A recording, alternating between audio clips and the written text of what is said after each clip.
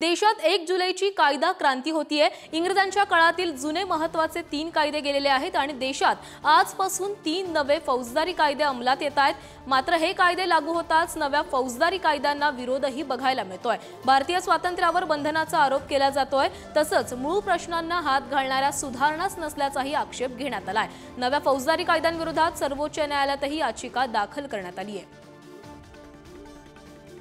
तर देशभरात नवे कायदे लागू झाल्यानंतर काय बदल झाले तेही पाहूया।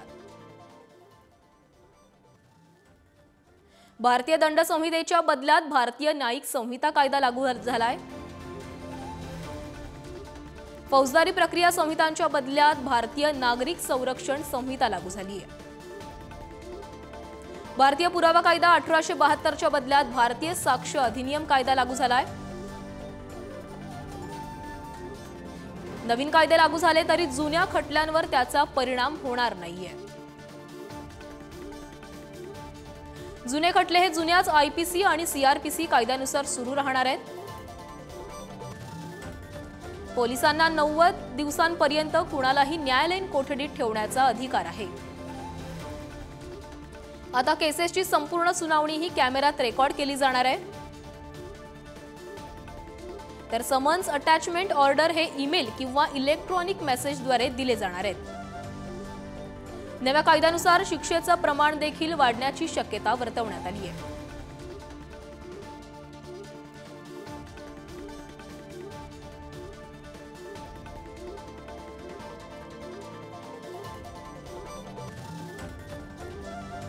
तर या संदर्भात अधिक बोलण्यासाठी आमचे प्रतिनिधी शिवाजी काळे आपल्या सोबत जोडले गेलेले आहेत। शिवाजी, 3 नवे फौजदारी कायदे हे लागू झालेले आहेत, मात्र वकिलांकडून असं म्हणण्यात येत आहे की खूप घाईघाईने हे कायदे लागू करण्यात आलेत। नेमकं काय कारण आहे? प्राची, ज्याची गरज होती त्या पद्धतीने कायद्यामध्ये बदल करण्यात आलेले आहे। हे एक ऑपरेशन आहे, एक सर्जरी आहे, कारण इंग्रजांच्या काळापासून असलेल्या कायद्यामध्ये बदल करणं गरजेचं होतं। डॉक्टरांनी ऑपरेशन केलेलं आहे, त्यानंतर त्याचे परिणाम चांगले की वाईट हे आपल्याला पाहायला मिळणार आहे। साधारणपणे जर आपण पाहिलं तर कोर्टाचं काम आणि 9 महिने थांब असे एक म्हण होती, आणि या सगळ्याच्या दरम्यान आता कोर्टाने 35 कलमामध्ये असा बदल केलाय आणि त्याला टाइम बाउंड जाहीर केलेला आहे। तेवढ्या काळामध्ये ती गोष्टी होणं गरजेचं आहे। जसं की खटला दाखल झाल्यानंतर 60 दिवसामध्ये आरोपपत्र दाखल करायचं आहे। एखाद्या खटल्याची किंवा एखाद्या प्रकरणाची सुनावणी पूर्ण झाल्यानंतर 1.5 महिन्याच्या आत निकाल द्यायचा आहे, तर टाइम बाउंड दिलेला आहे। एखादा माणूस फरार झाल्यानंतर त्याची संपत्ती जप्त करण्याचा अधिकार दिलेला आहे। आणि तिसरा महत्त्वाचा म्हणजे तंत्रज्ञान जे अलीकडच्या काळात वाढलेलं आहे त्याचा वापर करून घेणं। फक्त आपण टीव्हीवरती पाहायचो एखाद्या मालिकांमध्ये, पिक्चरमध्ये, चित्रपटामध्ये की फॉरेन्सिक लॅबचा रिपोर्ट आलेला आहे, मात्र फॉरेन्सिक लॅबचा अधिकृत आणि प्रभावी रूपाने वापर करण्याचे अधिकार पोलिसांना देण्यात आलेले आहे। आता आक्षेप जर असेल तर कशाचा आहे, तर नवीन बदल झालेले आहे आणि ते नवीन बदल जे होताना काही अडचणी येत असतात, त्या अडचणी साधारणपणे पाहायला मिळत आहेत। मात्र वकिलांचा याला विरोध होतोय, काही राजकीय पक्षांनी विरोध केला, खास करून ज्या राज्यामध्ये भाजपचं सरकार नाहीये त्यांनी याचा विरोध केलेला आहे। वकिलांचं म्हणणं आहे की त्यांना अंगवळणी पडायला वेळ लागेल, काही दिवस वाढवून मिळायला हवेत। दुसरीकडे जर पाहिलं तर बार काउन्सिल ऑफ इंडियाने वकिलांना सांगितलेलं आहे तुमचा जो विरोध आहे तो तुम्ही तार्किक कारणाने आम्हाला कळवा, आम्ही या संदर्भात निर्णय घेऊ। मात्र आता या संदर्भात वकिलांच्या संघटना काय भूमिका घेतात हे पाहणं महत्त्वाचं आहे। राजकीय पक्षांचं म्हणाल तर स्वातंत्र्यावरती गदा आणणारा हा कायदे आहेत असं त्यांचं म्हणणं आहे। आणि सगळ्यात महत्त्वाचं म्हणजे हे कायदे संसदेमध्ये जेव्हा पारित करण्यात आले तेव्हा विना चर्चा पारित करण्यात आले असा विरोधकांचा आरोप आहे। त्याच काळामध्ये सर्वाधिक खासदार जे होते ते निलंबित करण्यात आले, ते ओम बिर्ला तेव्हा अध्यक्ष होते। त्यामुळे या सगळ्या संदर्भात अनेक प्रश्न उपस्थित होत आहेत। मात्र हे ऑपरेशन जे होतं ते गरजेचं होतं, सर्जरी झालेली आहे, त्यामध्ये डॉक्टरांना कितपत यश येतं हे पाहणं महत्त्वाचं आहे। प्राची, धन्यवाद शिवाजी तुम्ही दिलेल्या सविस्तर माहितीसाठी। तर यानंतर अधिक बोलण्यासाठी आमचे प्रतिनिधी जितेंद्र शिंगाड देखील आपल्या सोबत जोडले गेलेले आहेत। तर जितेंद्र, खरं तर असे दावे केले जात आहेत की हे 3 जे कायदे आहेत ते देशातील राज्य सुव्यवस्थेसाठी फायद्याचे ठरणार आहेत। नेमके असे कोणते मुद्दे समोर येत आहेत?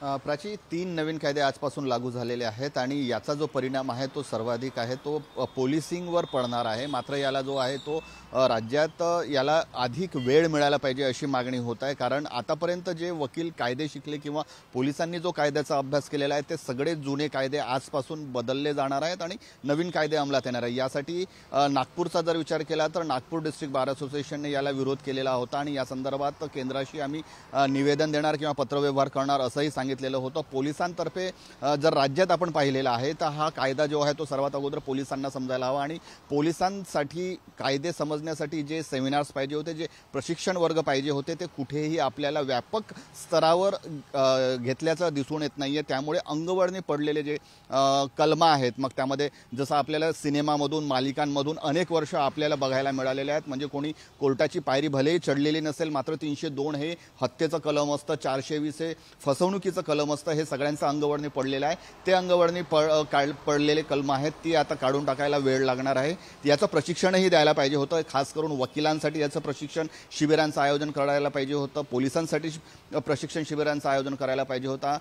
तसं आता कुठेही झालेलं दिसत नाही। त्यामुळे थोडा जो आहे तो त्रास सुरुवातीला राज्यातही होण्याची शक्यता वर्तवण्यात येत आहे। त्यामुळे हे कायदे जे आहेत ते बदल करण्यात आलेले आहेत। इंग्रजकालीन कायदे होते ते बदल करण्यात आलेले आहेत, मात्र त्याचा नेमका फायदा किंवा तोटा किंवा त्याचे काय साईड इफेक्ट होतात हे नक्कीच येणाऱ्या काळात कळेल। मात्र तुर्तास आजपासून हे कायदे जे आहेत ते लागू झालेले आहेत आणि त्याचंच पालन जे आहे ते बघावं लागणार आहे। आजपासून हे कायदे लागू होत आहेत, आता ह्यामध्ये काही घोळ होत आहेत का हे देखील बघावं लागणार आहे। धन्यवाद तुम्ही दिलेल्या सविस्तर माहितीसाठी।